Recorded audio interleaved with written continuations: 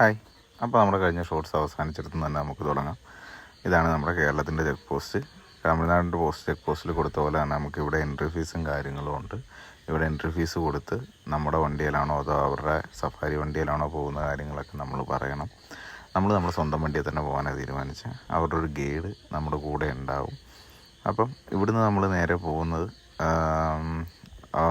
Thunakkadavu dam അത് പറയുന്നൊരു സ്ഥലമുണ്ട്. അങ്ങോട്ടാണ് നമ്മൾ ഫസ്റ്റ് പോകുന്നത്. ഇതിപ്പം അവിടെ ഒരു കുഞ്ഞമ്പലമാണ്. ഇതാണ് തൂണക്കടവ് ഡാം. തൂണക്കടവ് ഡാം നേരത്തെ പറഞ്ഞ പോലെ തന്നെ തൂണക്കടവ് ഡാം കഴിഞ്ഞ് നമുക്ക് നേരെ കന്നിമാരത്തേക്ക് എന്ന് പറയുന്നൊരു തേക്കുണ്ട്. അത് നമ്മുടെ ഏഷ്യയിലെ തന്നെ ഏറ്റവും പ്രായമേറിയ തേക്കാണ്. 560 വർഷം മറ്റാണ് അതിൻ്റെ. നമ്മുടെ വണ്ടിയിൽ ആ റൂട്ട് പോകാൻ പറ്റാത്തതുകൊണ്ട് നമ്മളത് പോകുന്നില്ല.